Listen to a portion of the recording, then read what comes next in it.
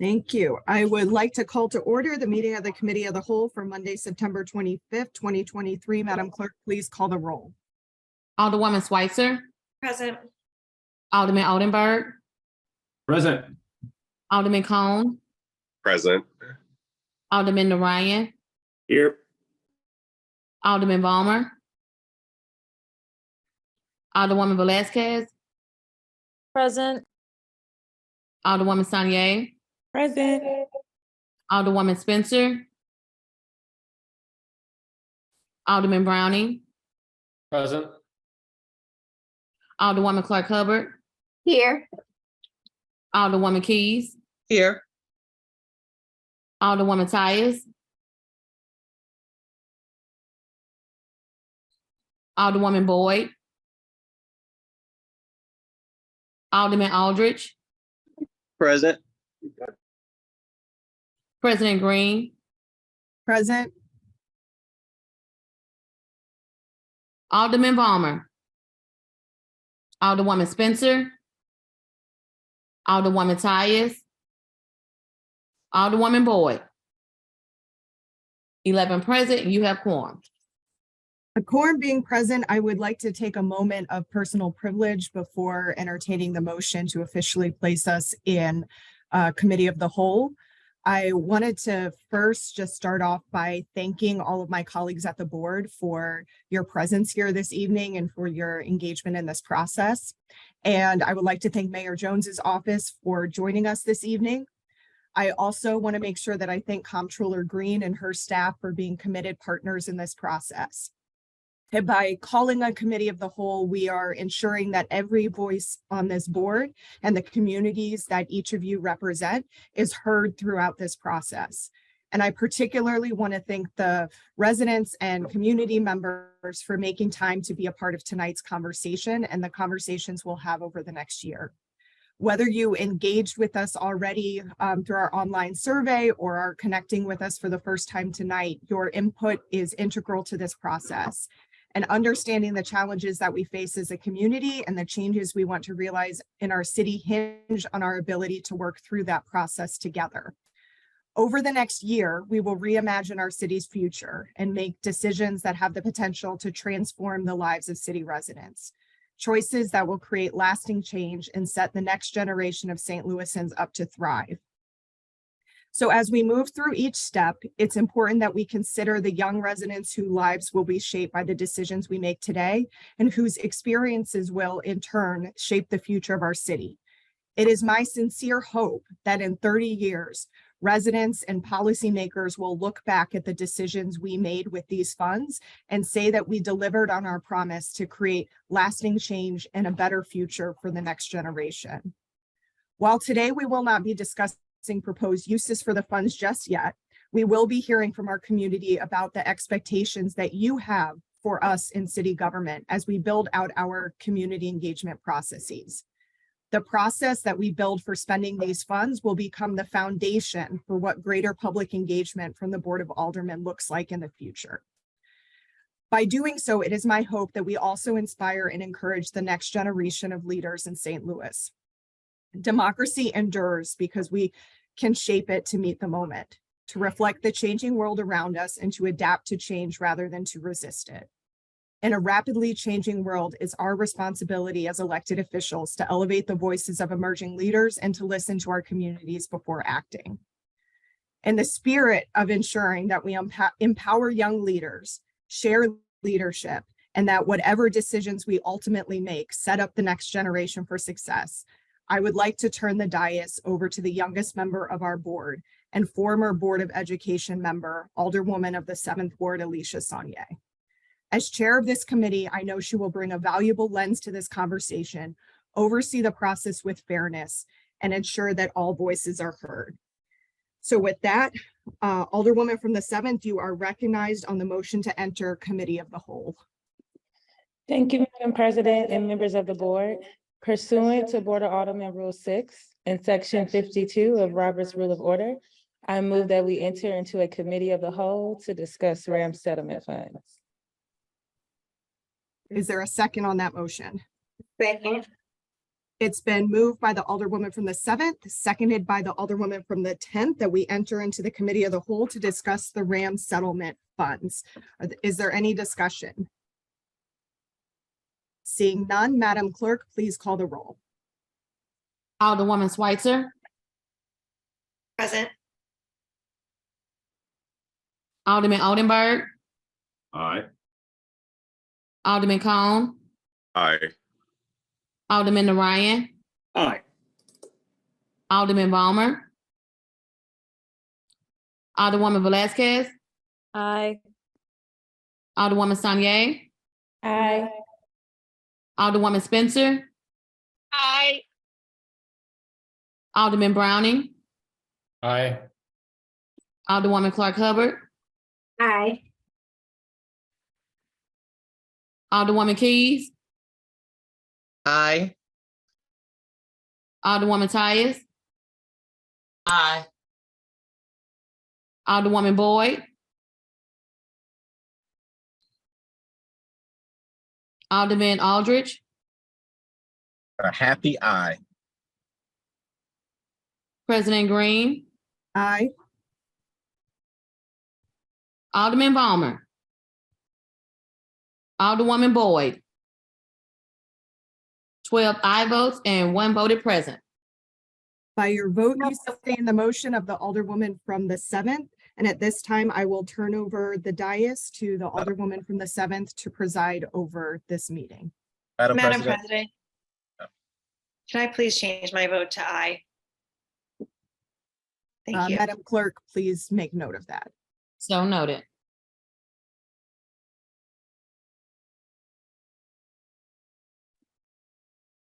We will dispense with line item 4. Report from expert witnesses.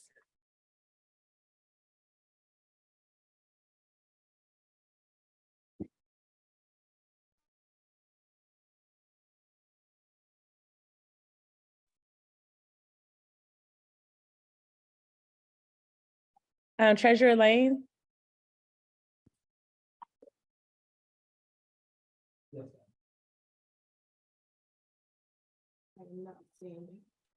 is Treasurer Lane is on the call and the webinar just needs to be moved over.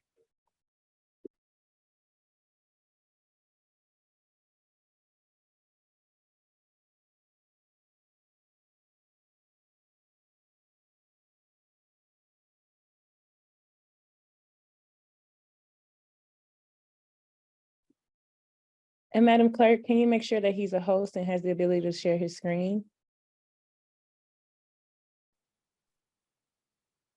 STL, would he be allowed to share his screen or would he have to be the host? So I was never sent any additional names. So I just sent an invitation to Treasurer Lane. And I don't see him over here. There's somebody named Adam Treaster, not Adam Treasurer. I don't see him in the attendees. Okay. While we work on getting Treasurer Lane in, we do have a representative from the mayor's office. Let's have Ms.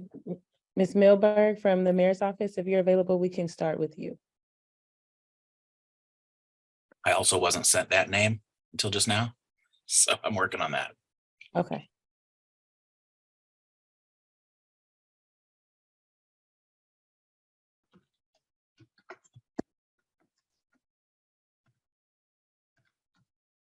And Treasurer Lane is also on the panelist side, so he's available.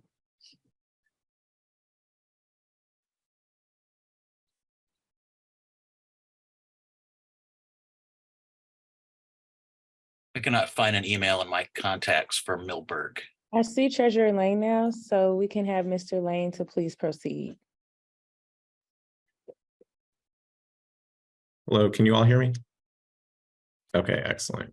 Good evening, everyone. Good evening, members of the board, President Green, and all attendees present. It looks like it is allowing me to share my screen, so I'm going to try to do that, and I will be brief. Okay, can everyone see that? That Yes. is- All right, excellent. So good evening, everyone. My name is Adam Lane. I serve as a treasurer for the city of St. Louis. I will just be giving a brief update on where the funding is for the REM settlement dollars. Wanted to also, I guess, briefly just introduce myself and my duties. So as a treasurer, we do manage all the investment accounts. So the RAM settlement dollars is one of those accounts. We also do account reconciliation and approve our city depositories. Right now, we have in total a little over 700 million invested for the city of St. Louis, which I've been serving for about 2 years. And we started at a little over 450 million, and we're up to about 760 million. So we're happy about that. What I'll briefly just go over, what I think everyone cares about, the fund balances. So I'll start right there with where the accounts are currently sitting, how much interest is accrued. I'll speak very briefly about the fund strategy, just let everyone know what the direction is and will be until the powers decide what the funds should and will be used for. And then a little bit of a market update, not so much an analysis. Actually, you know what? This is the wrong presentation. Sorry. Let me get the right one. Sorry about that.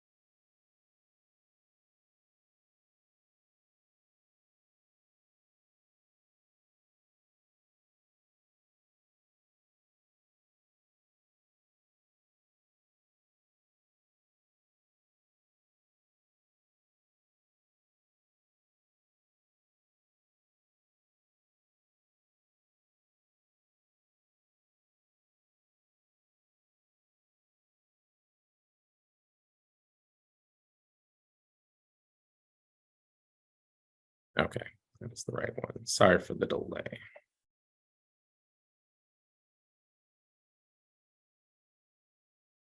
Okay, we're back. So the initial allocation was 280 million in the settlement. To date, interest earned has been 7.2 million, which brings us to that total of 287 million that is in the balance right now. Just as a point of information, any interest that the city books or the treasurer's office books on investment accounts go to general revenue. So that is something for this board and others to consider if you all want to use the additional interest dollars in a different way. In terms of the strategy, so there are three main accounts, main parts of this investment that we have. We have a MOSIP liquid account, and for those who are unfamiliar, MOSIP stands for the Missouri Securities and Investment Program. So it's a giant pool that we have at the state of Missouri that we're allowed to invest in. Our fund strategy and what we're allowed to do by state statute is mostly fixed income securities. So a lot of that is one, very safe, but also very profitable right now with interest rates going up, which I will explain a little bit more in a second. But we have about 40 million of that that's in a liquid account. And also, as a point of information, 30 million of that settlement was set aside for the convention center expansion. So since that has already been decided upon, that's why it's in the more liquid account, liquid being we have quicker access to it, similar to a checking account. Still is gaining interest, but we have quicker access to it to be able to disperse if we need to. A bulk of the funds, as you can see, are in our MOSIP term accounts, and I'll share a little bit about those interest rates. But being able to have that less liquid, but also have these favorable terms, allow us to get higher rates of investment, which we do. And then the last one is UMB insurance cash sweep account. So what that does, it's standard practice, making sure that we have all of our investments collateralized and insured. about these rates. So these are a snapshot right now of where our rates are. So even in our liquid accounts, usually in more liquid accounts, you see lower rates. But again, in this high interest rate environment, we are able to capitalize off of where the current economy and the current market is. So our most liquid, the last month's average was around 5.3%. Our term, again, where the bulk of our investments are, is at 5.68. And then that cash sweep account is at 5.21. This can mean something, this may mean nothing, but hopefully what I can show here is just what it has looked like over time. So this is only a subset, so this only goes back to March of 23, but you can see where we had certain terms, and again, diversification is key, but where we had some of our tranches in certain terms. And I just wanted to highlight the green where you can see rates are going up. And because of the terms that we have and the way that we invest, our investment strategy, we're able to reinvest these funds at favorable interest rates and continue. And as they mature, we will continue to reinvest them. So that is one thing that we want to understand. Like today, we know that decisions aren't being made about what's gonna be spent on tomorrow. So we will continue to invest these funds as much as we can and continue earning interest for the city of St. Louis. And then just looking forward, and I'll close, what we're going to be doing is first and foremost, continuing to monitor those rates. As they go up, we're going to be able to lock in those short duration rates, so 90 days, 180 days. As we get closer to decisions, we're going to make sure that we monitor and create a cash flow strategy. So if something is going to be spent in 6 months, we know that we can actually get 6 months of interest from that. If it's going to be a year, whatever it may be, but we want to make sure that we time those cash flows appropriately to maximize interest, income, and investment for the city. Cool. And that's it. We will continue to post updates in conjunction with you all and the mayor's office on the city site. So we'll make sure that we get that there. We do produce our quarterly reports, and we also make sure that we update this on our socials and our webpage. And that's my number. If you have any questions, you can contact me directly and I can give you more insight. Thank you, Treasurer Lane. Would you be able to share that presentation with me and I can share it with members of the whole committee? Absolutely. Thank you so much. Very welcome. Thank you all. And then next up, we have Policy Director, Ms. Casey Milberg with Mayor Jones' office here to present. May you please proceed? Great, thank you. And again, for the record, Casey Milberg, the Policy Director for Mayor Jones. First and foremost, thanks to you all for making time to participate in this important conversation. Treasurer Lane hit on a lot of the points that our office is planning to discuss. So in addition to that, just going to briefly review the history of this a little bit. Following the settlement agreement, the city formally took custody of the city's portion of the settlement funds in January. The Board of Aldermen passed a resolution regarding its commitment to seeking community input prior to deciding how to expend the funds at the tail end of the previous Board of Aldermen session. That resolution was refiled and repassed, recommitted to by this current board, and I believe it was shortly before recessing for the summer. So it's nice to see that recommitment was made to that as well. And then I believe it was on August 15th is when the RAM settlement input survey was sent out to the community. So I know the mayor's office is looking forward to seeing the results of that. In the meantime, over the summer, since the resolution was passed, community events and public events, the mayor has been talking with constituents and receiving their thoughts and input and feedback on what they would like to see, their concerns with how these funds should be invested, continues to listen and continues to make space in forthcoming public meetings and community engagement opportunities for constituents to express that. So we're looking forward to seeing the results. The mayor is certainly looking forward to continuing to listen and hearing this conversation and seeing where the community's voice will lead us. And yeah, we're committed to ensuring that these funds are expended in a way that is community driven, and that in the meantime, the funding can continue to gain that valuable interest that allows us to really make the most of this incredible opportunity. Thank you, Ms. Milberg. To members of the Committee of the Whole, I just ask that you all hold your questions until we get to line item number 7. We're going to go to line item number 6. which will be a presentation by Christina Garmendia of President Green's office on the data so far gathered from the community engagement website and other related matters. Ms. Garmendia, can you please proceed? Yes, thank you, Alderwoman Sonia. Do we call you interim president or committee of the whole? Czar? Chairwoman, thank you. Chairwoman, there we go. Chairwoman Sonia, thank you. It's my pleasure to give an update on the survey and all of our community engagement efforts thus far. The full data results will be shared in the October Committee of the Whole because we're closing the survey and it's not closed yet. We're closing the survey mid-October. So just a caveat there. So I'm going to share my screen. Everyone can see that? Okay. Well, as mentioned, my name is Christina Garmendia. I'm the Policy Director to President Green here at the Board of Aldermen. And I'll be giving you just an update and check-in, not a final report on our community engagement strategy thus far. Oops, I think, and just a quick note, the process for allocating the ramp settlement. A very popular question we received in the office since we launched the community engagement portal. We're in phase 1, the community engagement and public discussion phase, which is to inform decision-making around the design of any board bills that are to be introduced.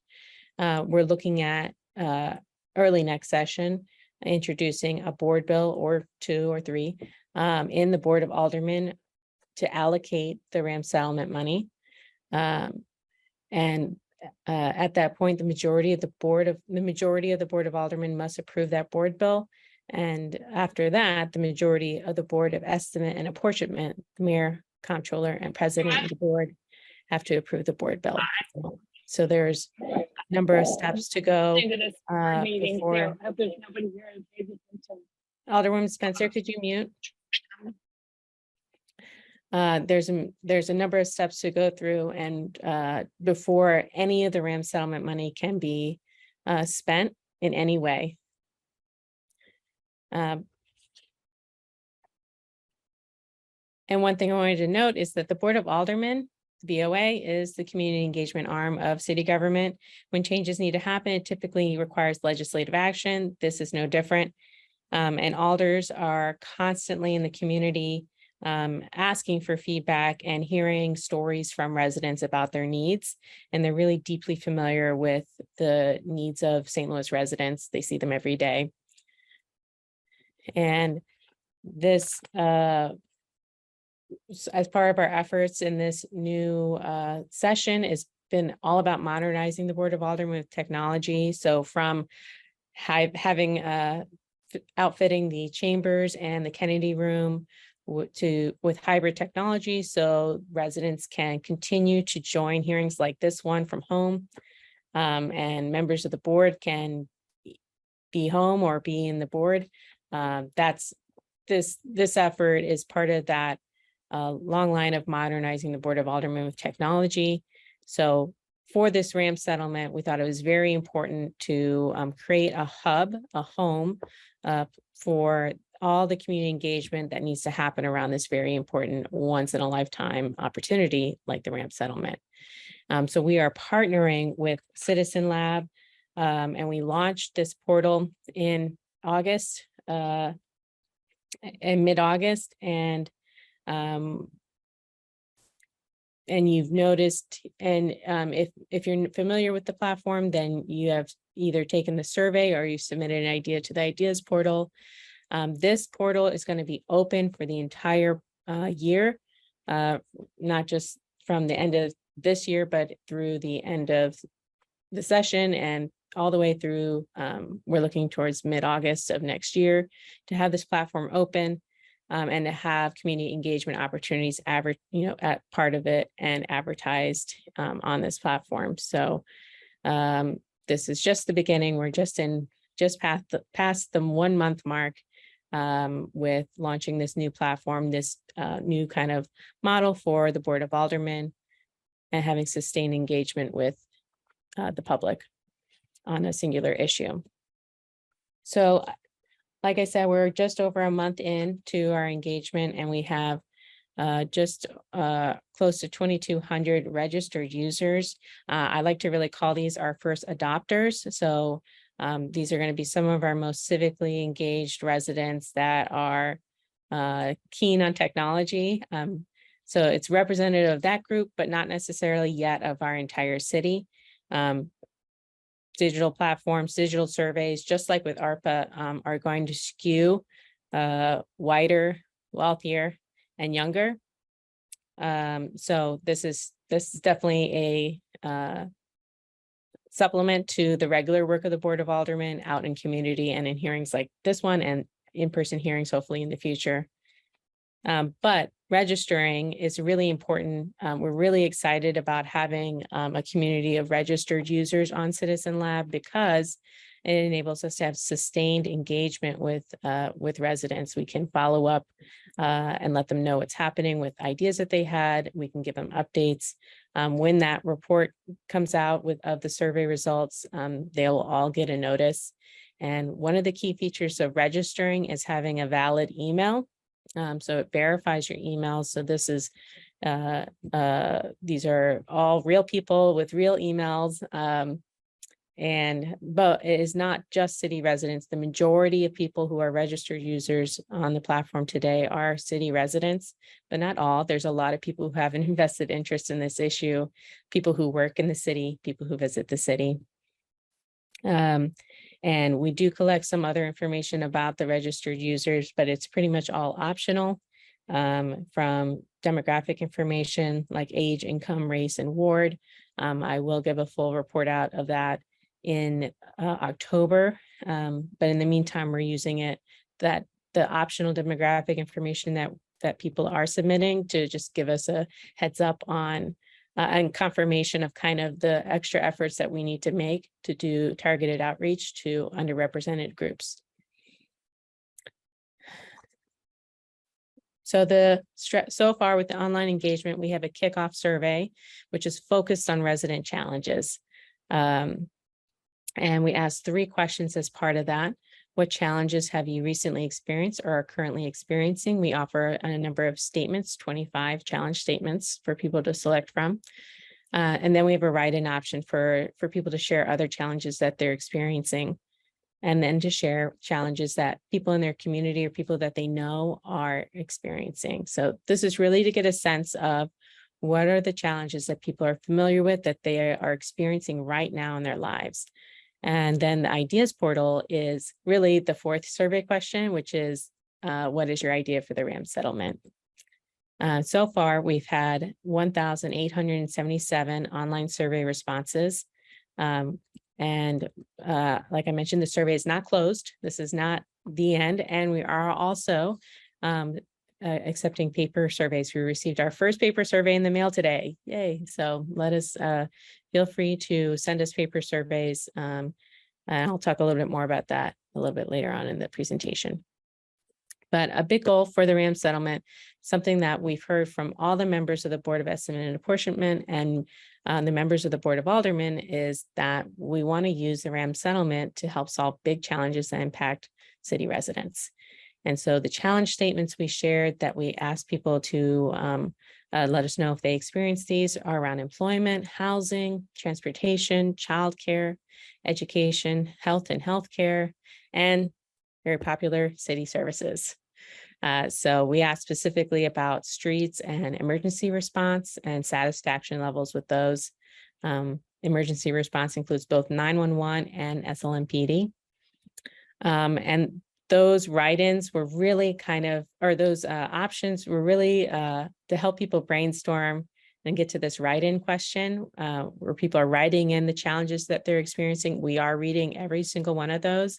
I've done just a little analysis for you today to give you a preview, but we've had 495 people so far write in responses to write in the challenges that they face. And 39% of those write-in responses identified public safety as a challenge. Now, there's many different kinds of public safety. We saw many write-in responses about unsafe streets, Lawlessness was a key phrase that was repeated kind of sort of often.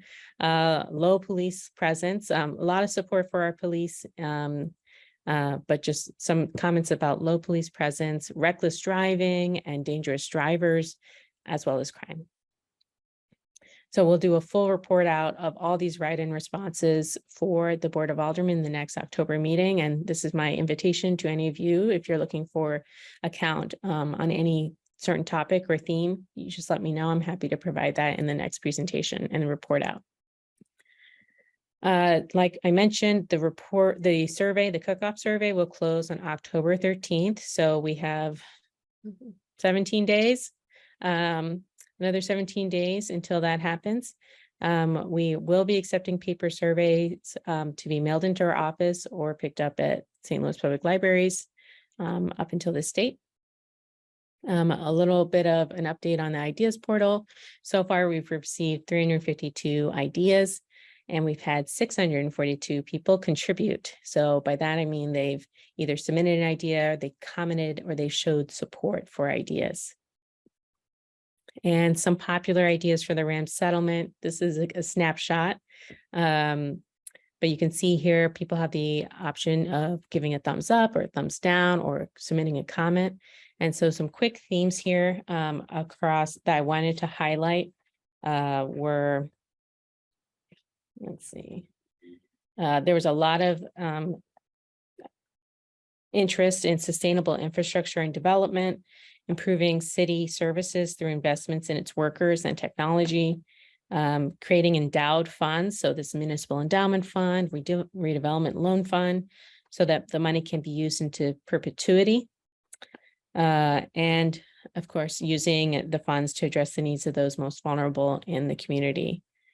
And so the Board of Aldermen has the opportunity beyond this hearing or the October hearing as well to provide early feedback on these ideas and to share updates on any projects that are being funded or in progress.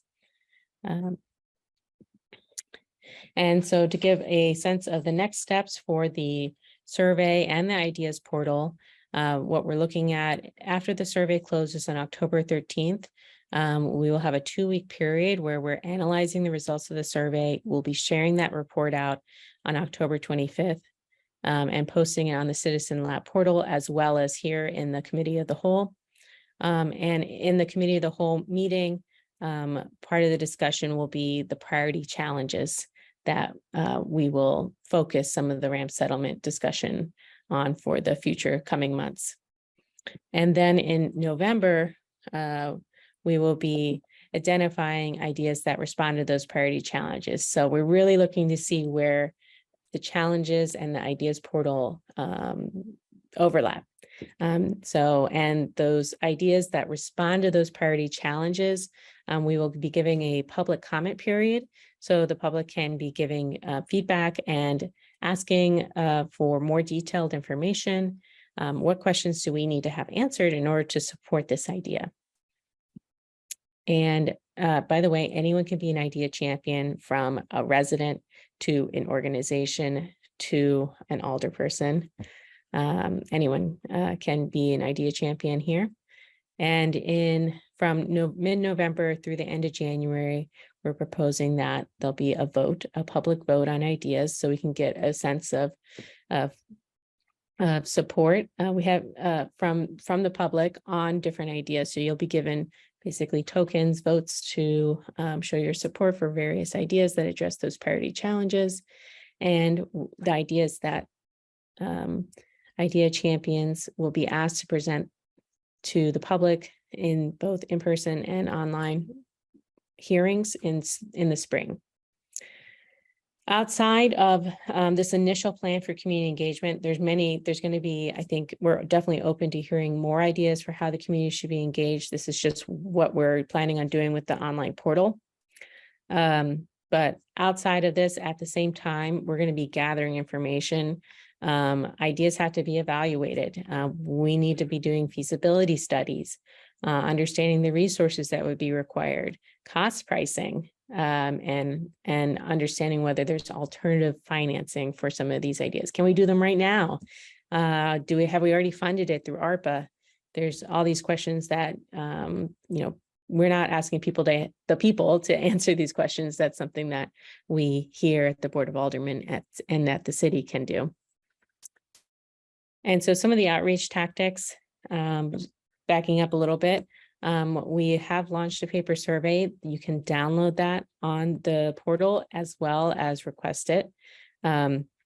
We do have a partnership with St. Louis Public Libraries that just launched, where you can pick up a copy of the paper survey at any branch and submit it right there. Also, St. Louis Public Library workers will help people submit the survey online if they would like to do that. So we have been using social media. We're having public hearings like this one, and members of the Board of Aldermen have been holding ward and neighborhood meetings and to solicit feedback on the RAM settlement. And there's many, we'll probably have to ask the alders to say the dates of all their upcoming meetings. There's a lot of them. And so far we've done outreach to 112 different community organizations to help get the word out. If you did not receive an email from us and you want to be on our list, please let us know. Send us an email at the BOA president at stlouis-mo.gov. And if you are listening to this hearing and you want to just go ahead and register and take the survey or submit an idea, scan this QR code with your phone, your camera on your phone, and it'll take you right to the site. And to register as a user, you'll need to do that in order to take a survey, post an idea, provide feedback. And also, one of my favorite parts is that you'll get notified. You don't have to stay in the know about what's happening with the RAM settlement. You don't have to be completely obsessed, but we will, through this platform, send you a notification when there's something happening. So if we've launched a new phase of the community engagement, if you've gotten feedback on your idea, and when there's other things going on related to the RAM settlement in the city of St. Louis. So we really look forward to seeing you there. And again, this is a pilot program, so we are totally open to feedback, and that's why we're going to be moving into a public hearing next about the community engagement process overall. So some of the questions that we would love to hear from members of the community on today, now, is what would you like to see from this process? From members of the Board of Aldermen, from the mayor, the comptroller, and the president? Whose voices need to be at the table, and how should they be asked to participate? What questions should we be asking of residents? We call it a kickoff survey for a reason. I'm imagining we're planning on having more surveys, but we want them to be questions that really influence the decisions being made and are helpful to the Board of Aldermen in making decisions. There's a lot of great ideas out there, and the big challenge for the Board of Aldermen is building consensus. What expert witnesses do you want to hear from in future hearings? We heard from the policy director for the mayor's office and the treasurer today, and me. Who else? And of course, let us know. Do you like the Citizen Lab portal? How could we improve using it? So with that, I will close my comments and hand it back over to the chairwoman. Thank you, Ms. Garmendia. We are going to proceed to line item number 7, which is the process for community engagement. This meeting is now open for public comment on the community engagement process. The procedure will go as follows so that folks can know what's going on here. If you wish to speak, you want to click the raise hand emoji, the icon, and function on your Zoom meeting screen. This will place a raised hand next to your name and will allow the clerk to see that. Only people showing a raised hand will be called on to speak. Again, only people showing a raised hand will be called on to speak. When I'm ready for you to speak, I will let our clerk know, and you will be moved from the attendee list to the participant list. You will be moved back to the attendee list once your comments are completed. Speakers from the public will be called on to speak in the order of appearance on the list. And committee members may have questions may hold your questions until after you talk. When you enter the meeting to speak, I will ask your name, and we will swear you in. Each person will have 3 minutes to speak. Alrighty.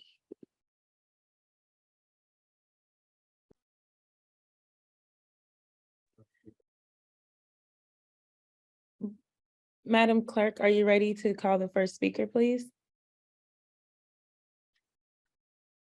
Yes, ma'am, I am. The first name, Liz Kramer. Let me move her over.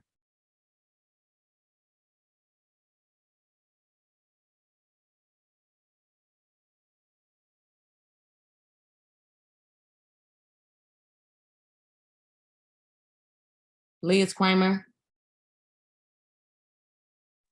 Sorry, and Ms. Kramer, when after you get sworn in, Madam Clerk is going to, you're gonna have 3 minutes. When you get to 2 minutes, she's gonna let you know that there's 1 minute remaining.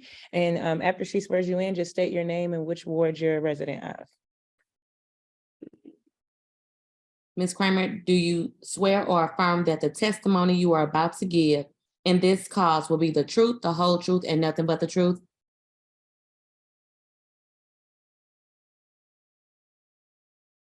I do. You broke up for a second, but I do. Yes, ma'am, you may proceed. Okay, thank you. Hi, my name is Liz Kramer. I'm a resident of the 7th Ward, so lovely to see my alderwoman here today. And thank you so much to all of the elders for spending the time to have this hearing tonight and to go through this process, and especially for making this space for the public to comment on community engagement generally. So I'm speaking here tonight as a resident, but also as someone who works professionally, perhaps by accident, in community engagement. And I have a couple of thoughts that I want to share.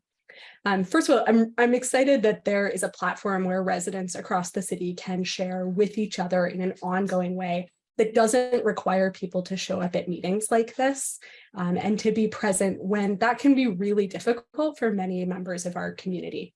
The ideas that I've seen on the Citizen Lab platform aren't surprising. They probably don't surprise you. They're things that we know that we need here in St. Louis. So I want to speak really strongly to advocate for something that Ms. Garmendia has been talking about. We need to see that there's time dedicated and resources dedicated to synthesizing those ideas that people are bringing in. That means that we're not necessarily taking the literal idea, but spending time understanding what's the why behind this. What's the thing that we're trying to uncover and to approach as an individual resident or as a city in the whole. Going through that process takes time and resources. It requires staff to have the space to actually analyze what people are saying and read those open answered questions and ask follow-up questions. And I think that that is a really critical resource that we need to see allocated for this process and also for community engagement going forward. I also want to encourage you all to be clear with each other and with the public about how different voices from different parts of our city are weighted in this process and in community engagement going forward. I'm a white woman. I live on the South Side. I do not think my voice should be the loudest one. 1 minute left. Thank you. Even though I'm the one here testifying right now. So be clear and transparent with us about the ways that you're thinking about weighing the voices of residents who have been historically excluded from resources that are used across our city. Finally, I want to see you all take this process and the input you receive as an opportunity to rethink the way we allocate resources in lots and lots of spaces, how we spend tax money, how we give out incentives, what we're going to do with the next windfall we get from the federal government and the state. I'm seeing the same responses here as we saw in ARPA, as we're seeing in other engagement processes. So there's really an opportunity for us to set a course forward that allows us to invest our resources in a meaningful way. Thank you all. Thank you, Ms. Kramer. Madam Clerk, may you proceed with the next speaker?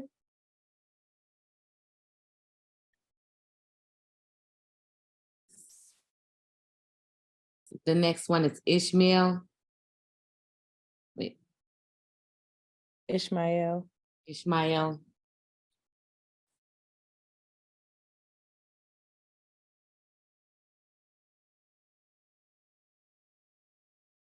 Let me know when if you see the person on, as I'm looking all over.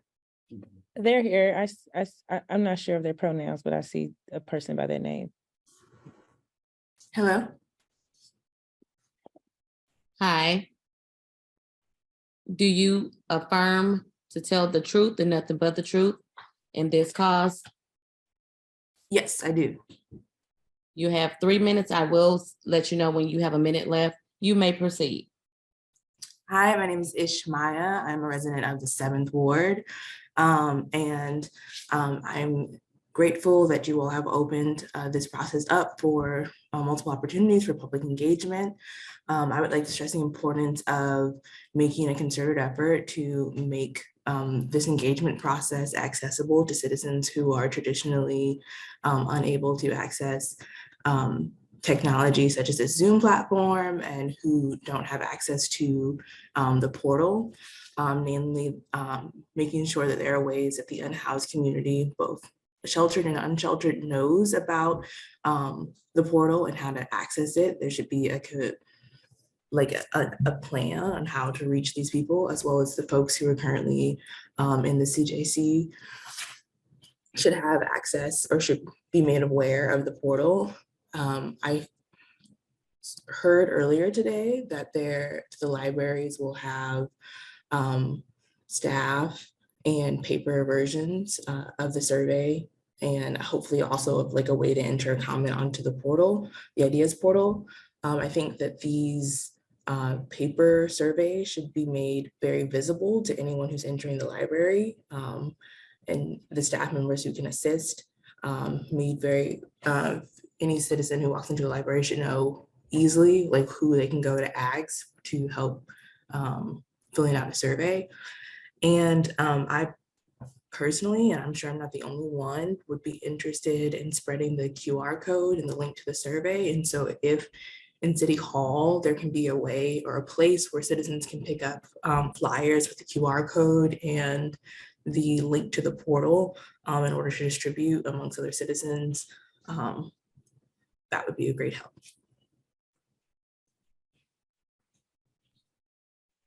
Thank you so much for your comments. Absolutely.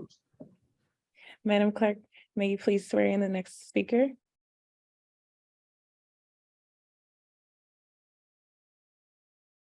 Sorry, I was muted. Justin?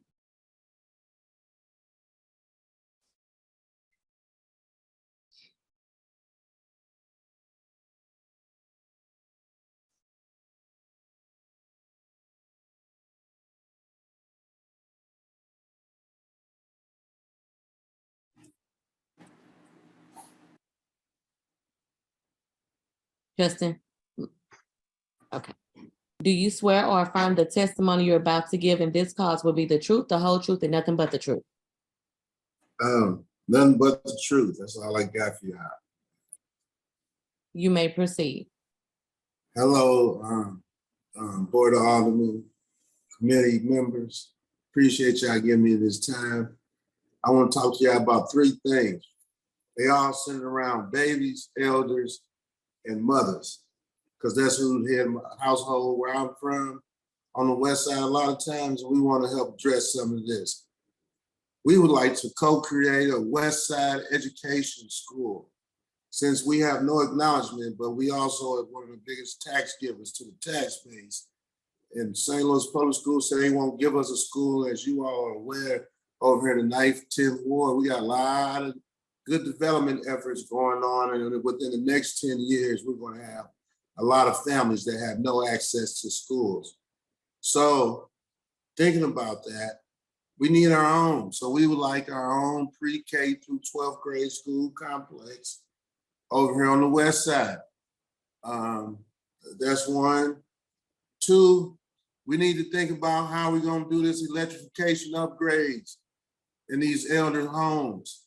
So I would like for you all to take about $500,000 and some HVAC certified people, and let's do a blitz day where we go in all the elders' houses and replace everything gas in their house with some electric utilities that are now becoming optional at the present time from the Inflation Reduction Act.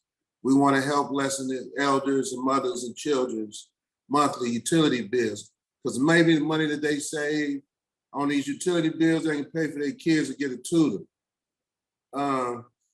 Last but not least, Mr. need to- Heidelberg, I'm gonna let you continue, but your comments are supposed to be germane to how you want us to do public engagement. We're not discussing Oh. specific ideas right now.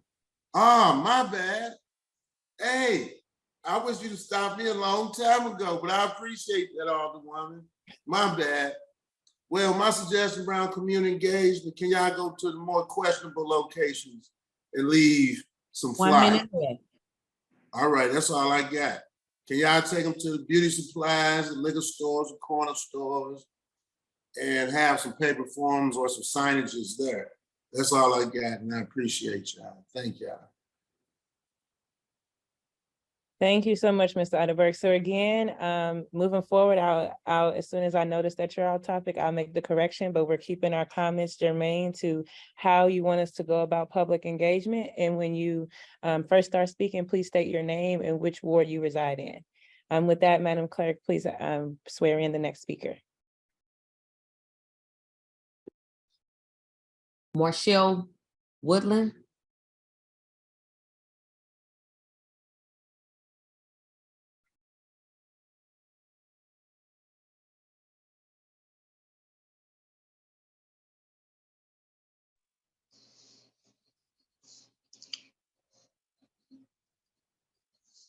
Hi, Ms. Woodland. Hello. Do you swear or affirm the testimony you are about to give is the truth, the whole truth, and nothing but the truth? Yes. Thank you. You have 3 minutes. You may proceed. Okay. I am very thankful to be a part of this platform. I am a resident of basically a couple of wards. I am someone that has been in and out of homelessness. So of course, homelessness is my my passion for being involved with this. I do and have submitted an idea to the website. I just want to know, how will you all choose to pick the ideas?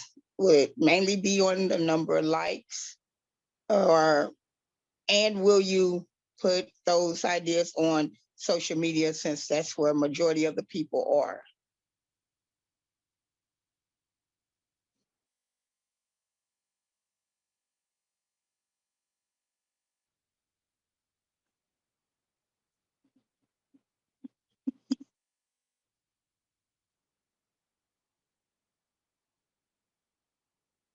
I don't know if you can hear me.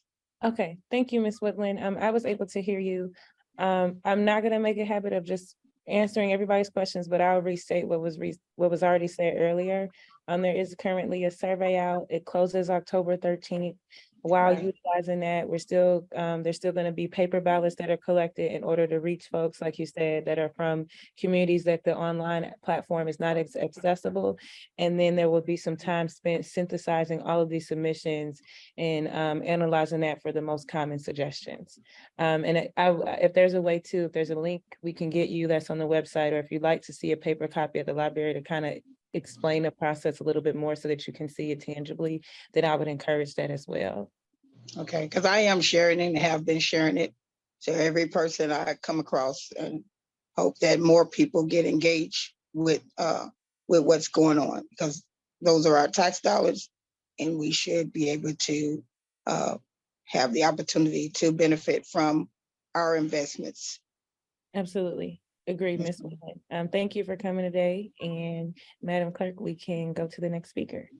Thank you.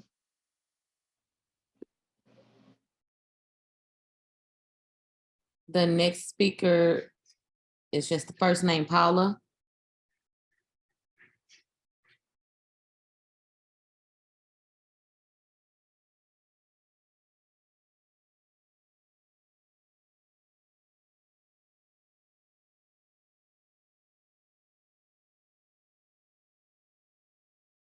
First name is Paula. Hi, it's me. Okay, how are you? I'm well. Do you swear or affirm that the testimony you're about to give is the truth, the whole truth, and nothing but the truth? Yes. All right, you have 3 minutes. You can go ahead and start. Hi, I am Paula Bickers, and I am a 30-year resident of Ward 12.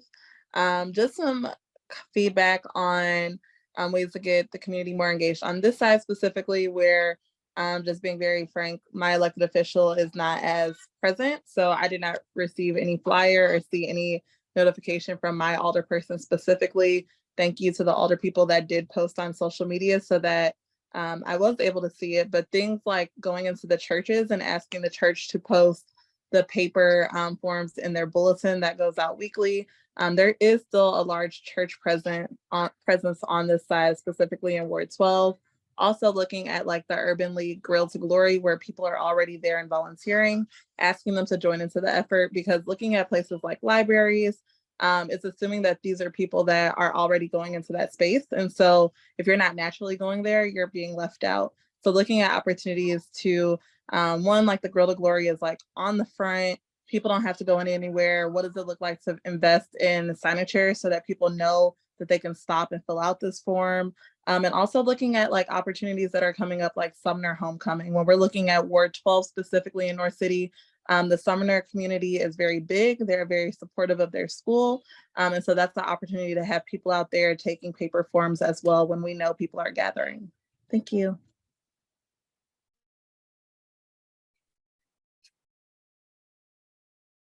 Thank you, Paula. Madam Clerk, next speaker, please.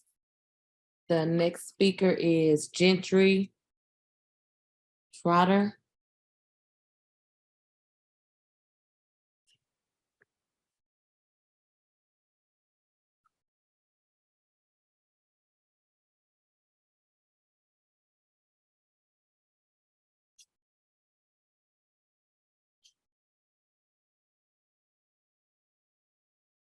Madam Clerk, I think he may have stepped away. We can probably move on. Okay, thank you. Basman.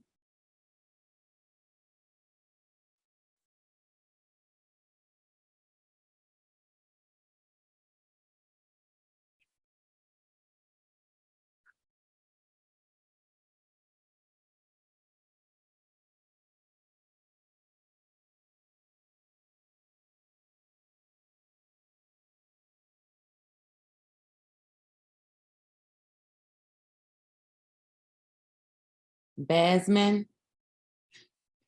Okay, here we go. Good evening. Good evening. Good evening. Good evening, relatives. I'm Basmin. I'm sorry. And- Can I swear you in first, Oh, please? yes, that's right. I'm sorry. No problem. Do you swear or affirm that the testimony you're about to give in this cause is the truth, the whole truth, and nothing but the truth? All day long, yes. Thank you very much. You have 3 minutes. You may proceed. I'm Basman. I am a lifelong resident of the 10th Ward now. I'm honored that my father, who was Dr. Alva Moore, was the first Black cardiologist in St. Louis at Homer G, which has afforded me the opportunity to see all the changes that has occurred on the north side from the time I was a young child. I'm glad to see Shameen here this evening. She's my newest hero, as well as other individuals that I know I have been with that are addressing injustices that have been in our area. My major concern is to see that investment has been in the intentionally neglected north side. I'm in the west end because it's the best end. And that we have many people and abilities and facilities that we could put these resources to uplift the entire community. I also am very concerned about the unhoused. I'm concerned about the education of our children. I'm concerned about elders such as myself and low-income individuals that want to stay in their homes, although the area is being gentrified, that we Ms. receive. Basman? Yes.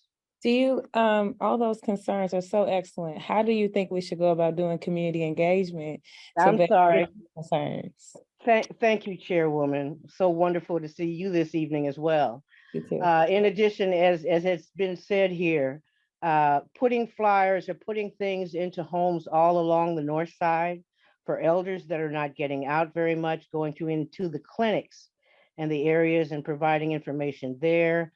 It's wonderful to have paper as well as the internet, because many of us are not connected to the internet.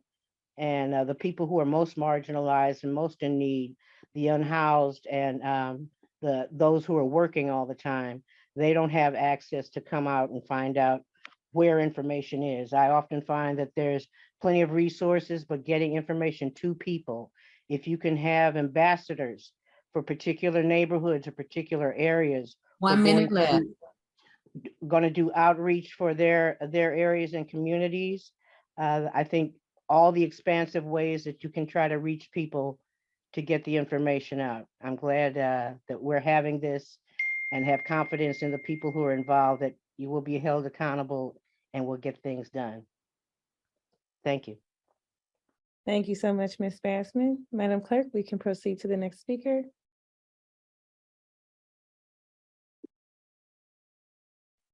The next speaker is Daphne.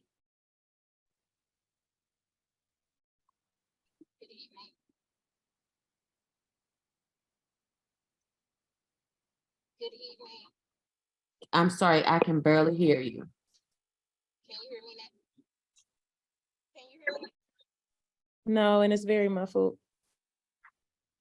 It's muffled. Can you hear me now? Yes. Okay, thank you. Daphne, do you swear or affirm the testimony you're about to give in this call is the truth, the whole truth, and nothing but the truth? Yes. Yes, ma'am. You have 3 minutes. You may proceed. Thank you all for having this meeting tonight. One of the things that I would like to see as you do more engagement is to make sure that we also include an educational component to our community meetings. There's a lot going on with ARPA funds, a lot of projects going on, and I would like to see more about, as we're giving these ideals, that we know already what's going on.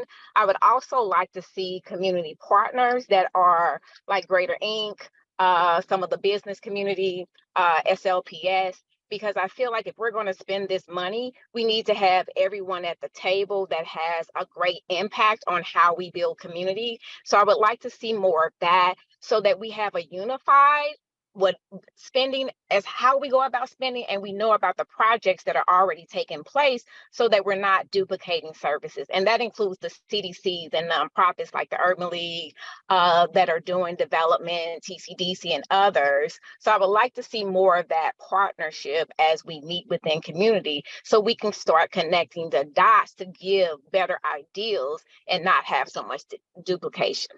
Thank you. Thank you. And Ms. Moore, what ward are you a resident of? Oh, I'm sorry. I'm a resident of the 14th ward. Thank you so much. Thank you. Madam Clerk, we can proceed to the next speaker.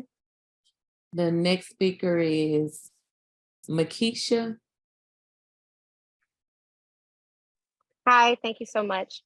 Hi, Makisha. Do you affirm to tell the truth, the whole truth, and nothing but the truth? I affirm. Thank you. You may proceed. You have 3 minutes. Thank you. I'm Makisha Coleman, Ward 10. Thank you, Alderman Shamim Clark, for sharing this information with our neighborhood association so that we could be present tonight. I'm unsure of the funding restrictions, so I'm going to speak specifically to recommendations that are based on funding.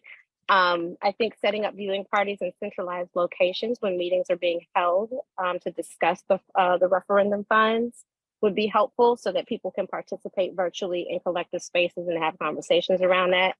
Partnering with nonprofit organizations specifically centered on advocacy to cultivate more participation, either in child advocacy, adult advocacy, health advocacy. The first organization that comes to mind is like We Power. Expanding the access to both in-person and remote so that collectively people who are just used to being in person have the opportunity to participate in the meeting forum, in the civic engagement part of it before we get to actually allotting the funds.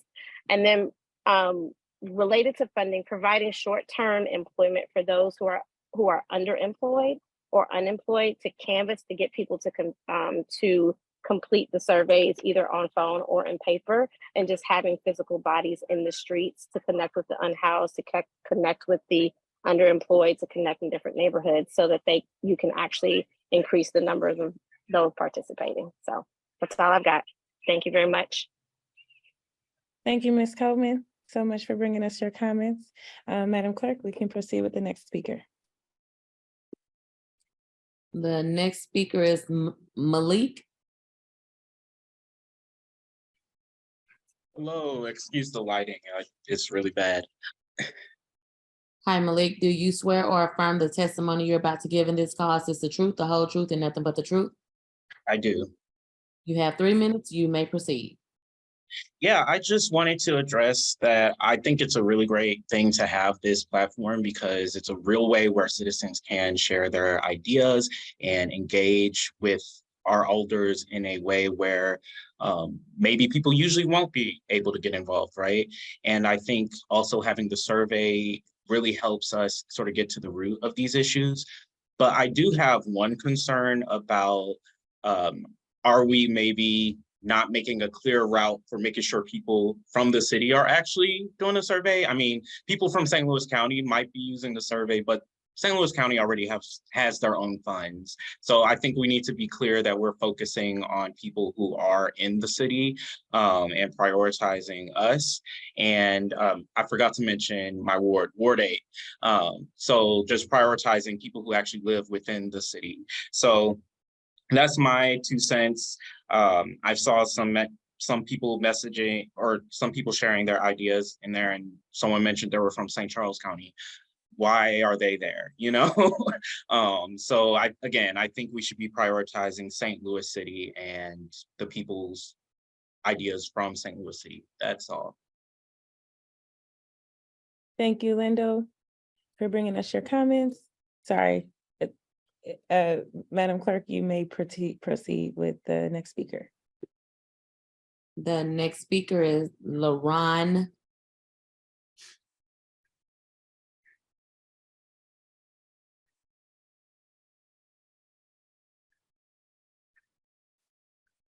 LaRon Williams. Can you hear me? I can now, yes, sir. I cannot see your video though.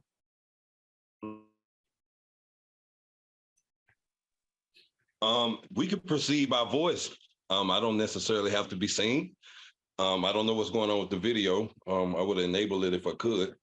However, my name is Laren. It's pronounced Laren, not LaRon. I get that a lot. I'm out of the 7th Ward, St. Louis, Missouri.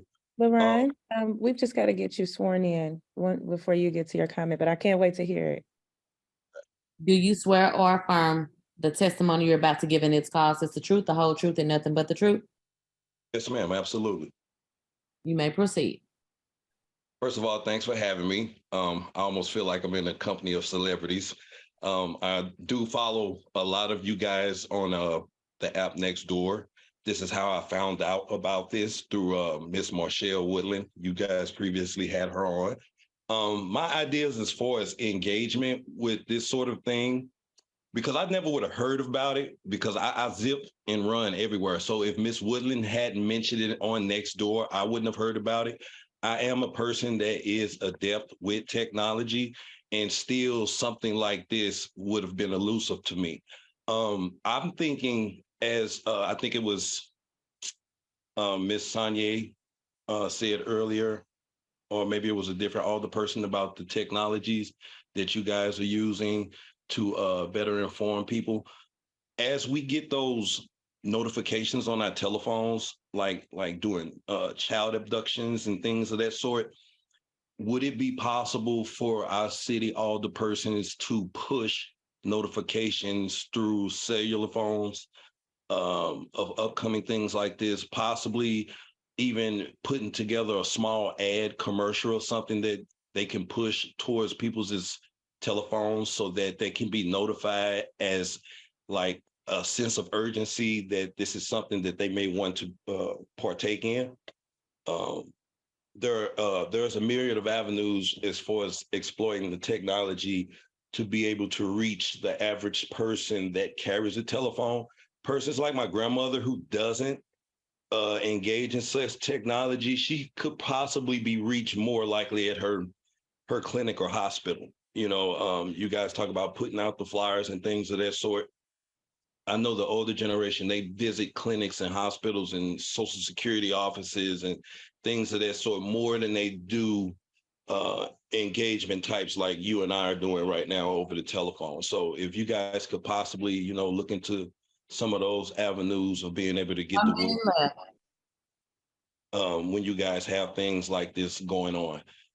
And one thing I'll say in closing is that one of the things that I did introduce in the idea that I laid out was that to be able to produce ad-like commercials, you know, that are going to be engaging with the demographics that you guys represent out here, you know, and able to be able to reach us promptly, you know, and give us an opportunity to be able to engage with you all. That's all I have. Thank you so much for your comments. Madam Clerk, we can proceed to the next speaker. The next speaker is Linda with Community Builders Network. Good evening, all. Sorry about that. I logged in via my work. Do you swear or affirm the testimony you're about to give in this cause will be the truth, the whole truth, and nothing but the truth? Yes, I do.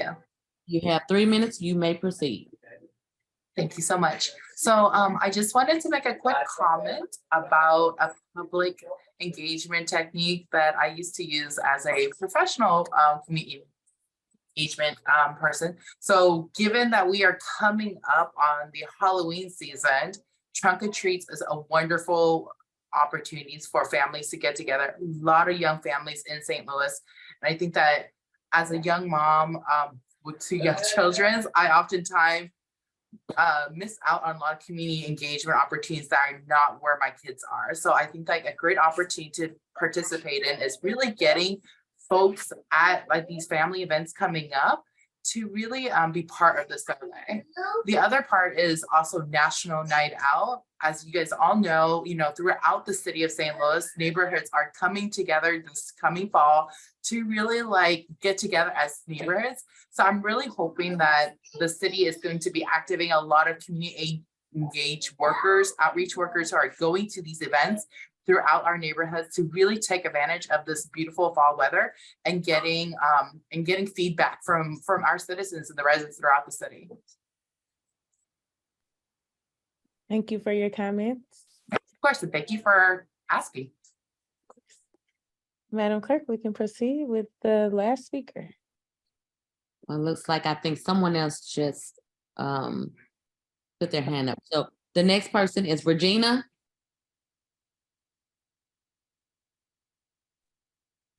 Good afternoon, everyone. Good afternoon, Regina. Can I swear you in, please? Yes, you may. Do you swear or affirm the testimony you're about to give in this cause is the truth, the whole truth, and nothing but the truth? Yes. You have 3 minutes. You may proceed. I'm sorry, can you give us your ward, please, and state your name for the record? My name is Regina Dennis Nana. I live in Rashid's ward, and specifically in Hyde Park, ward number 14. Thank you. You may proceed. I'm actually calling about, or would like to speak to an area that I feel that has been neglected for many, many years. And that is the Walls Community Center. The center has been there since I was a child and watched it be developed and use it as arts and crafts. And now I'm using it in the daytime for water aerobics. But I think the center has been in need of some major development. I wanted to point out the locker rooms. Ms. Regina? Yes. Today, we're keeping our comments germane to public engagement. How would you like to see public engagement going? Not specific things. Okay. With the money. Public, let's say public engagement. And I'm listening, and I've heard others mention the seniors and elders who are unable to access the internet. I think that the old-fashioned knocking on doors or putting flyers and leaflets on doors.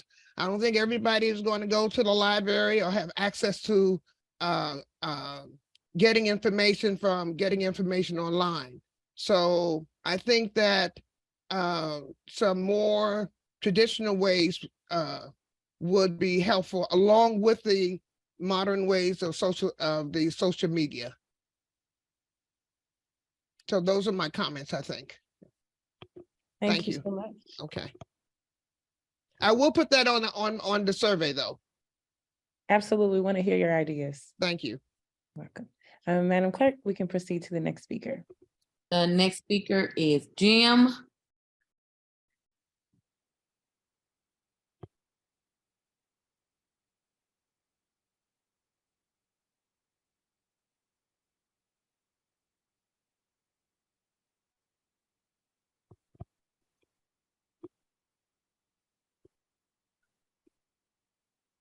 Okay, can you see, hear me?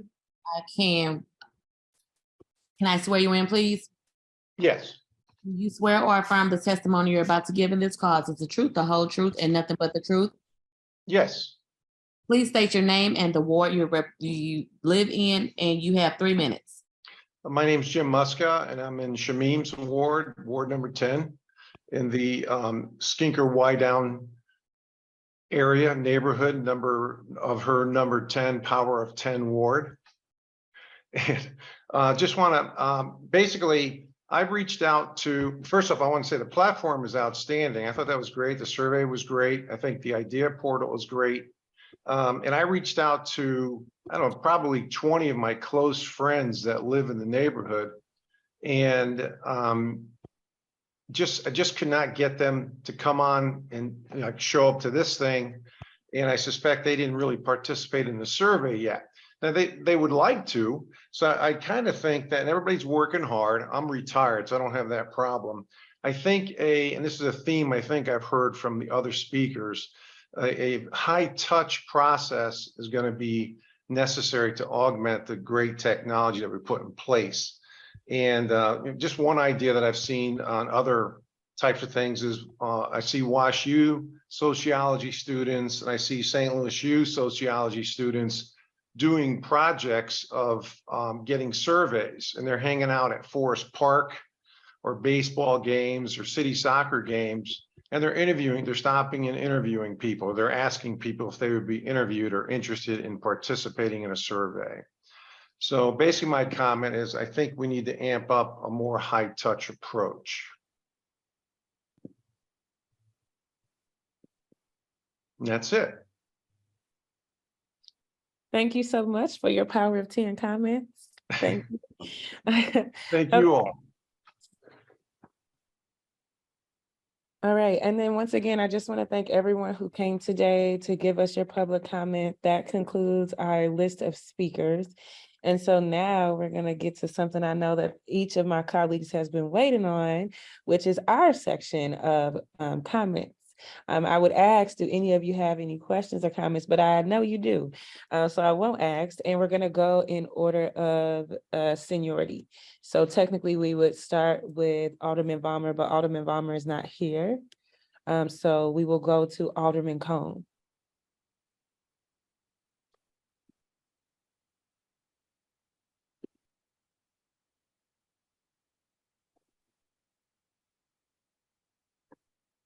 Thank you, Madam Chair. I am, apologies, my lighting is pretty poor at the moment. I'm actually outside. But I do want to first, thank all of the folks that showed up today to discuss, this important process. With my thanks to certainly the mayor's office, the treasurer's office, the comptroller's office, and the president's office for their efforts to get us to this point. I'm, happy that we're finally having this conversation. I know that many of us have to face our constituents regularly and ask, or rather answer the question for them, what's happening with this money? So it's nice to kick off this process of engaging them and learning more about what they want to see from both the process and, therefore afterwards the, ideas that will come forth from that as well. So I don't really have any questions pertaining to the process at this point. I think there are many great ideas that were shared. Certainly, it seems as though we have the resources to be able to do some sort of mailing. I think we, probably could look into the possibility of doing, more, boots on the ground work, so to speak, and not just showing up at our regular, neighborhood meetings and, places of worship and things of that nature. But, I think over the coming months, we can certainly put more effort into that and look forward to doing so. And also want to commend you as well, Madam Chair, your first time chairing a committee here at the Board of Aldermen, I believe. So, congratulations, and look forward to working with you as well. Thank you so much, Alderman Cone. Even though the light's not the best, I can still see the cheekbones. Love that for us. Next up, Alderwoman Tyus.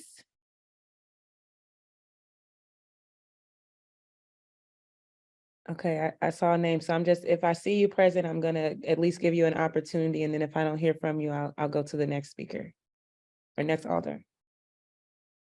All right, Alderwoman Spencer of the 8th Ward.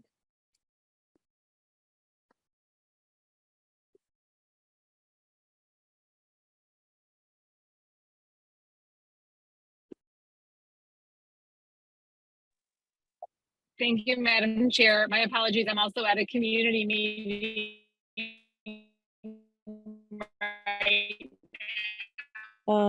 Alderwoman Spencer, you are breaking up. We can't hear you. I'll give you a second to readjust. We were unable to hear anything you just said.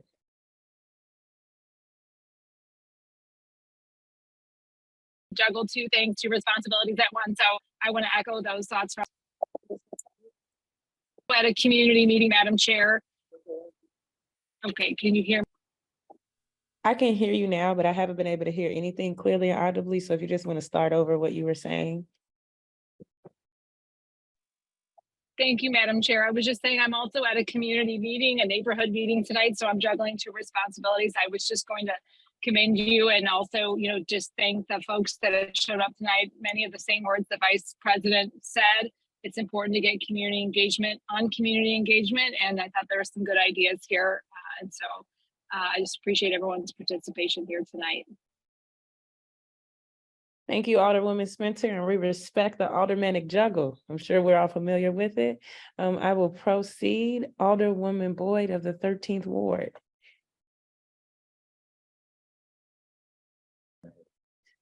Okay, Alderman Oldenburg of the 2nd Ward. Thank you, Madam Chairwoman. I certainly want to thank everyone who testified tonight. Also, all the partnerships that we have throughout the city on this. This is a historic moment, and getting robust community feedback is important. So I want to commend the President's office for really taking the lead on ensuring that we are hearing from all four corners of the city. I had just a couple of questions, and I can probably find this out later, but since I have the floor, there were some key thresholds to get dates to get the survey in. Ms. Garmendia, can you remind me what those were? Was it October 15th? For some October reason 13th is the date that the survey closes. Okay. All right. That's important. All right, great. Okay. And then the other question I had that I suppose is a conversation for this committee, but also will probably happen in offline conversations is the treasurer made a comment that the interest that's currently flowing to this account, it must be by ordinance then that goes to general revenue. I think maybe a portion of that is appropriate, but I'm curious if there is going to be as part of the overall use here of in the planning, that there's going to be a potential board bill that does kind of direct those funds, because we certainly want to capture the interest if we want this to be perennial and transformational. So I assume that's part of the underlying conversation, Chairwoman, but there'll likely be a board bill that comes to discuss at least that interest component. I believe that Treasurer Lane is still on the call. Treasurer Lane, would you proceed and respond to Alderman Oldenburg's question? Yep. Yeah, and great question, Alderman Oldenburg. You're exactly right. So I would say it's booked to general to the general revenue fund. So again, that's not realized until we either cash out our investment or pull it out. But that's where, you know, it's designated to by ordinance. And again, if I don't know exactly which one it is, but I can go search and find and send it. But yes, if But it's booked, but it's a board wanted to do non-cash something item different. until we liquidate the account, correct? Right. And if I think if the board wanted to do something different with that, I think the general, thank you so much, Mr. Treasurer. I appreciate that. I'm hoping that the general wisdom of this committee and this board is that, right, again, we were making money on the money to do all the wonderful things that I think community wants. That's probably something that we want to address maybe in short order, but sounds like that is in the work. So thank you all. That's all I have right now. Thank you, Chairwoman. Thank you, Alderman Oldenburg. Alderman Orion of the 4th Ward. Thank you, Chairwoman Sonier. Congratulations on sharing your first meeting. It's a historic one, certainly. I want to also thank everyone who came out and made their voice heard today. I am hoping that we can continue to have robust community discussions over the next few months on this issue. Certainly, I know that I can't go anywhere without people asking what's happening with the Rams settlement money. And so hopefully as we move forward, we will be able to create some of that transformational change that people are looking at that will last generations here in the city. And thank you everyone for your time. And with that, I'll yield. Thank you, Alderman Orion. Certainly agree with you. Alderwoman Clark Hubbard, or should I say Alderwoman Power of 10, the 10th Ward. Thank you, Madam Chair. Woman, I echo all of the gratitude that my colleagues have said. What I'll do is spend my time just sharing some of the comments that I've received via email and through my text. Again, grateful for this opportunity, this first session that we're having, but knowing that this is definitely going to be a continued conversation. So I did hear back from Gentry Trotter. His comments was just going to be, as a lot of us has said and continue to say down here at the board, that reaching older adults is going to be critical and making sure that their voices are heard. And he suggested direct mail for them. I also heard to work with neighborhood associations, even possibly maybe stipends for our youth to pass out flyers in occupied homes that are connected to those neighborhood associations, since they will know where the pockets are, especially in some of our communities that have areas that have been depleted. And then an idea was sent to me about reaching out to seniors, SLPS specifically, of course, but high school seniors, and making it even a project for their class or through their social studies or curriculum classes that would focus around this kind of not only investment, but civic engagement. Federation of Block Units, I think someone did bring up Urban League earlier. The Federation of Block Units is a good thing, a good outreach group tool, rather. The Integrated Health Network reached out and said that they would like to resource their community referral coordinators with paper surveys. And so I told them to connect. I will connect them to either get them printed out or send them a PDF so that they can get it printed out. So again, this is a good ongoing conversation. I do agree with the high touch model. You know, I'm always for getting out in the community and connecting with people, meeting people where they are any kind of way, right? And then making sure that we listen and hear from them rather, in any kind of way, in any kind of platform we can, that will, one, be respectable, but two, be impactful. So thank you again. I think this is going great so far, and I'm looking forward to our future conversation.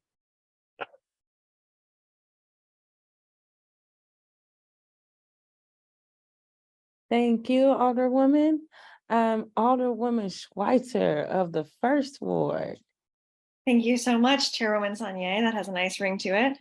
Thank you for chairing this meeting. This has been a great meeting to hear from folks. Thank you also to Director from the Mayor's Office, Casey Milberg, and Christina Garmendia from the President's Office, and Adam Lane, Treasurer Adam Lane, for coming and speaking today, and to President Green for kicking us off. I thought you did a good job kind of sharing the historic nature of these funds and the importance of taking it really seriously and I have never been in a committee of the whole before. I don't think we've done that once in the entire time I've been an alderperson.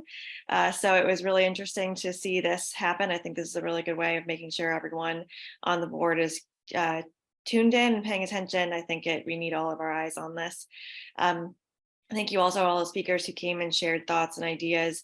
I do want to echo leveraging neighborhood groups and neighborhood meetings as a way to get the information out. That's what these folks do. They want to help. They're here to help. And I think we need to make sure they're getting all the information to them. So perhaps that's incumbent upon us to make sure that the president's office has all of the neighborhood emails that we have in our neighborhoods, if you don't already, to send things out. I'm sure there's a whole host of data dumping that we could do to you on, filling that email list you were talking about. And I think just bringing paper copies with us wherever we go. I know myself and other alder people were at probably all told, a few dozen events over the weekend, talking to a few hundred, if not a few thousand people. So I think we have a lot of opportunity, just as you said, as ourselves, as members of the board, to really get in front of folks. In terms of the survey, I've taken the survey. I like the ideas portal a lot. I did notice that the questions that were asked in the survey were really light on city service questions. It was sort of two questions. One, like, I have issues with the streets and concerns about streets, and then one about concerns about public safety. And I just feel like there's so much more the city provides that should have been mentioned in the questions, if not from, in more infrastructure, like our water infrastructure, or infrastructure like our preparedness for climate change in the future, and forestry, and every single thing else that the city of St. Louis provides as sort of a critical, crucial, basic service. I feel like, to me, every time I hear anyone talk about this money, that's really what I hear people say. So I guess just would want to flag that I think there should be more questions. And I know when there's already a survey going on, it can be hard to add questions, but I do imagine that's one that I think was kind of missing from the survey that went out. Yeah, I really appreciate this. I'm glad it's going to be a process, and I will keep spreading the word on the survey as best I can. And thank you very much for the time tonight.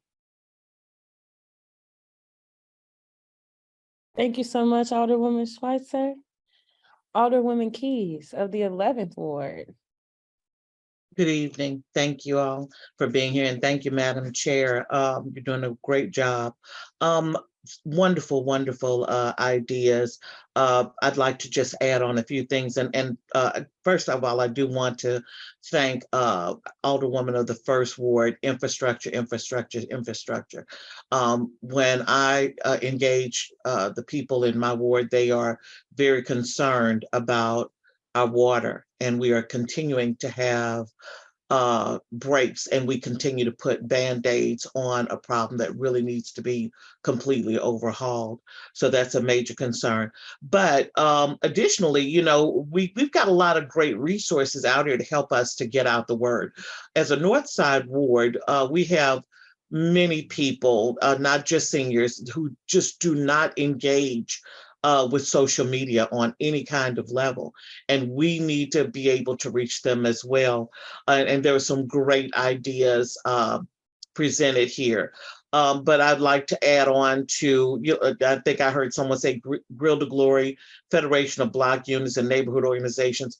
St. Louis Public Schools PTO meetings. It's a great venue to get the surveys completed, filled out, and get them done right then and there and collect that data. Additionally, I think that maybe the end date for the survey needs to be extended. Additionally, I'd say, different agencies such as the Salvation Army, Urban League, Federation of Block Units, the Boys and Girls Clubs, Matthews, Dickey, Herbert Hoover, in addition to, the Divine Nine and the other Greek organizations, certainly could play a great role in helping to collect this important information, particularly from wards which are more north. And, we already know that many households north do not have access to computers or have the knowledge of how to complete such a thing on a cell phone. So we need to, as the gentleman said, high touch. We do need to definitely make sure that we're touching each household, whether they have internet access or not.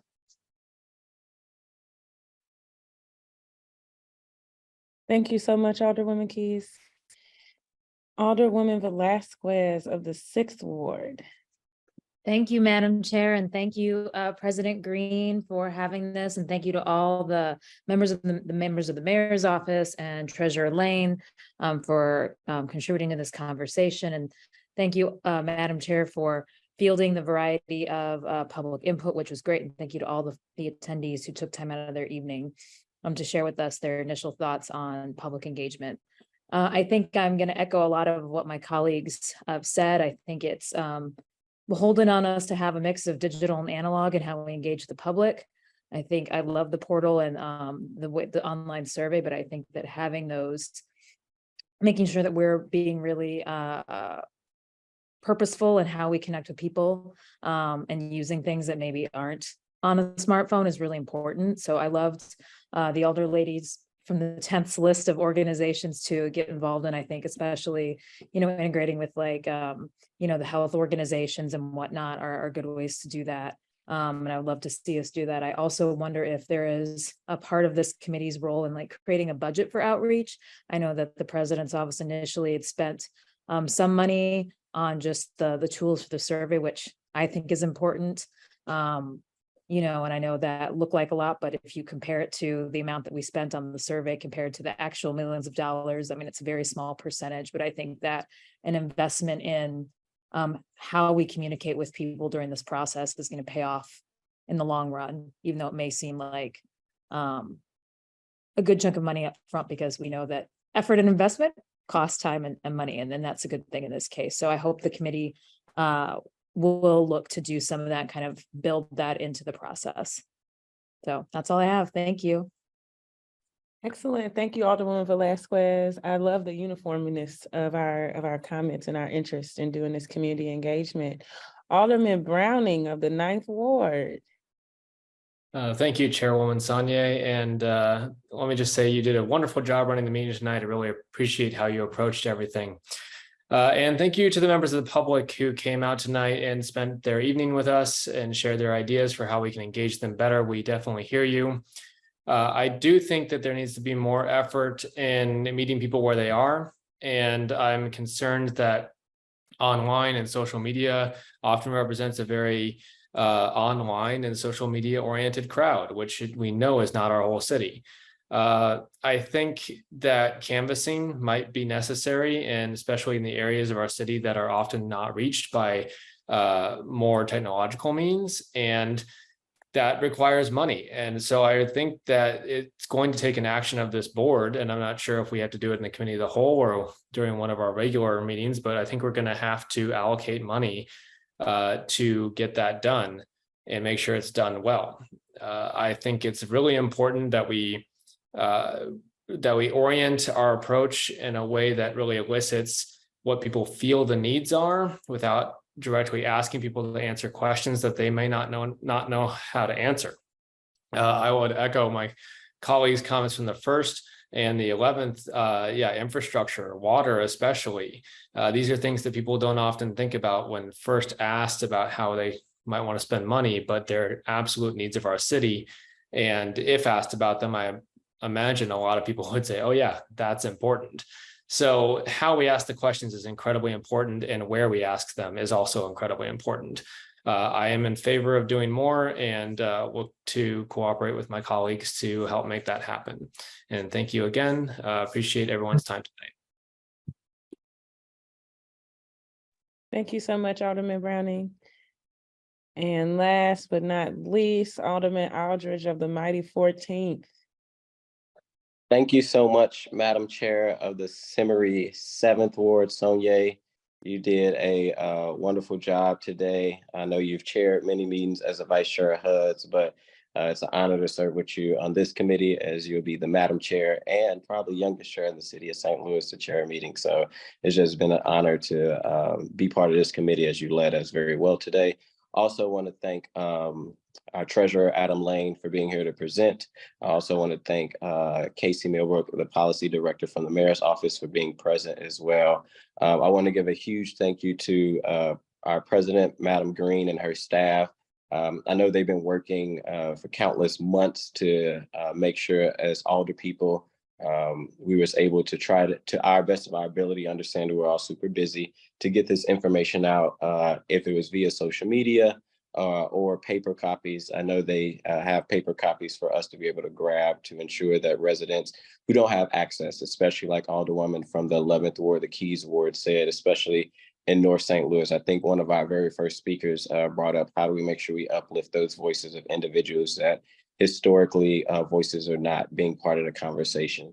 And I really appreciate her comments. And I would encourage all my Alder people to reach out to Christina Gramindia, who works at the president's office. If you haven't got some of those paper copies, I know a lot of us are having meet and greets, town halls, office hours, to ensure that individuals can be able to have some type of paper copy so that they can also fill that out who do not have internet access. I want to give a special shout out to two residents of the 14th Ward that attended tonight, Ms. Daphne and Ms. Regina. Thank you so much for making sure your voice was heard.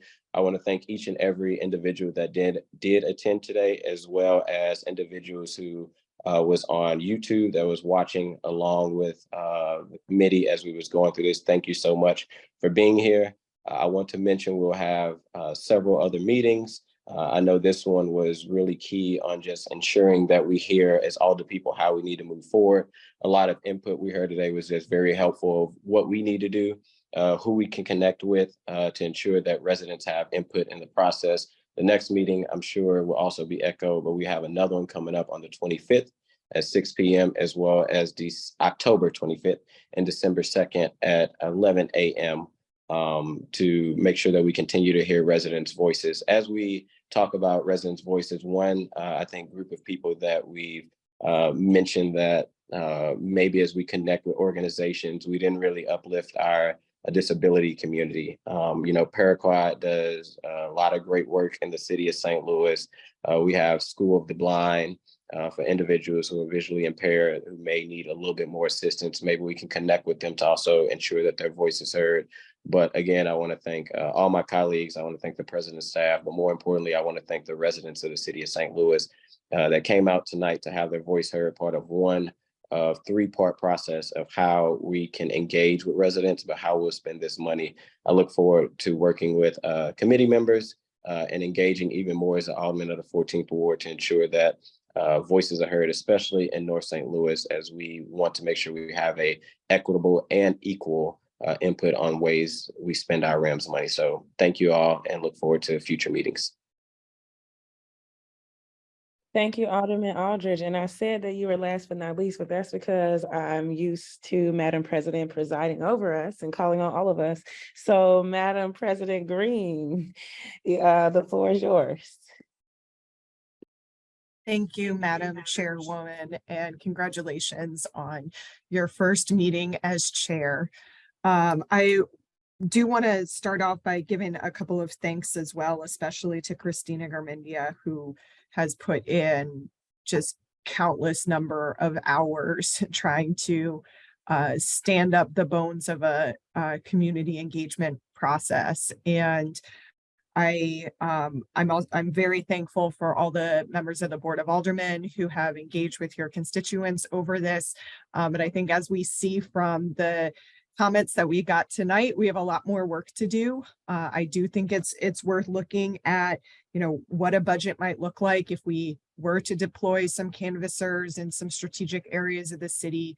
But I also want to make note, if you have senior centers that we should be trying to get folks out to go to, contact us. If you are with an organization in the public who would be interested in doing some door knocking or would be interested in helping with some outreach, please contact us. As I think we saw, this is a process that is going to take all of us if we really want to be representative of all of the voices across our city. It means that, none of us have Alder people can sit on the sidelines, and it also means that we need as many partnerships with community organizations to help us, you know, inform our process and to get the word out and get feedback as well. So I think that this also hearing, you know, so many folks say about needing to involve more youth. I think this is a great opportunity to engage our youth council further, who perhaps can help us in reaching more youth across this city and helping to get the survey into the schools that they attend and the social networks that they're a part of. But I just want to thank everybody for a first step, a first discussion in getting the ball rolling on this. We obviously have a lot of work to do before we get to a place where we're allocating these funds. And I deeply appreciate both all of the feedback from my colleagues and from everybody in the community who came out tonight to tell us how we can best engage you in this process to ensure that this is a process that the community trusts, that it's a process that the community is bought into. And at the end of the day, we make decisions that will impact, you know, future residents for years to come. So thank you for that. And I will yield back to you, Madam Chairwoman. Thank you so much. Thank you all for being engaged this evening. I feel so incredibly blessed, privileged, lucky that you all made things run so smoothly tonight. And I'm so grateful for the abundance of speakers and feedback. Thank you to all the speakers, to members of the public who came to share your concerns about the engagement process and distributing these funds. I know, you know, that you all have children, you're in school, you're working. There are so many pools you could have been doing anything else, but you've spent your evening with us giving your feedback so that we can be a responsive version of governance. I think this is an excellent potential model of what collaborative governance looks like. I want to say first that I consider this chair position as an act of service, and I'm so excited to serve with each alderperson willing to participate. And I look forward to speaking with you about how we can best reach your specific communities. Some engagement ideas I heard tonight: finding ways to include our schools in the process. You all know, as a Board of Education member, I'm always heavy on that. I think that's so important. We have institutions in our city that have families and children in and out of their buildings every day. And so really thinking about how can we use that as a place for an engagement hub. Engaging our youth council. We have a youth council for the Board of Aldermen, and we have a youth council for the mayor's office, and they're here to advise us on those things and make sure that we have their input. And I know we're even looking to a youth jobs program to help you know, circulate this survey and collect feedback. I also heard a lot of you uplift ways to reach our seniors, to reach those with disabilities, to reach communities that are less mobile. And I think that's so pivotal that we keep that at the forefront of our mind. I also want to make sure that I mention our immigrant community and that they are included in this process, and that we take a look at how are we being accessible as far as language barriers and cultural barriers and some of those things. Almost a third of our city is, you know, the immigrant and international community. So being intentional about engagement there. The outcome of this process is going to impact all of us. So I want to hear and know and see all of us. As alderpersons, I want to challenge myself and my colleagues to canvass our own wards. You know, we all just pounded the pavement not that long ago to get elected. And I'm certainly a person who you're not going to just see me at your door when I want your vote. I would even really love the idea of an alder knockathon where we team up and we go to each other's wards and knock together so that we can cover ground and show our city, you know, what it looks like. Again, collaborative governance. We attended a rally recently, and Congresswoman Ocasio-Cortez says solidarity is the strategy, and that has to be the strategy in order for all of us in all of the city to be reached. We also have very robust community groups and community organizations.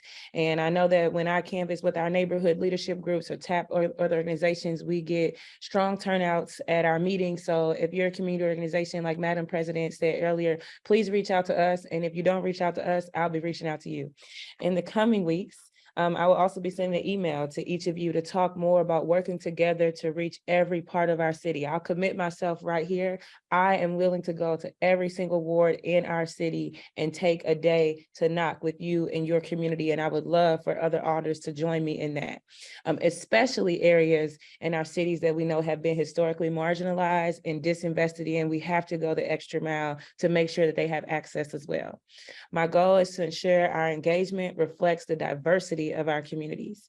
We'll be hosting meetings in the community as a part of this process. I don't plan to have our next planned meeting at City Hall. I would love for it to be in a ward. So please email me if you're interested in hosting that public hearing in your ward in the coming months. Tonight, especially, I think of the Shirley Chisholm quote: if they don't give you a seat at the table, bring a chair. As our communities have given us the privilege of setting this table, in turn, I look forward to making sure that we bring this chair to our people all across the city. Again, just a final thank you to you all, and please do not hesitate to call me, to text me, to email me about any of your ideas of how we can reach the folks in your community. My phone is open, my email is open. I'm willing to put my own feet on the ground anywhere in the city. Just reach out to me and let me know. And with that, I will entertain a motion to continue the Committee of the Whole for October 25th, 2023 at 6 p.m. at a location to be determined. So moved. Second. Is there a second? Second. Thank you. Vice Chair.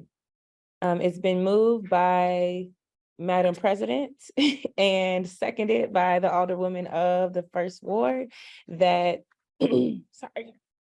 that we continue the Committee of the Whole for October 25th, 2023 at a location to be determined. All that are in unison of this, please say aye to signify. Aye. Aye. Any opposed? Motion passes. Thank you all. See you soon.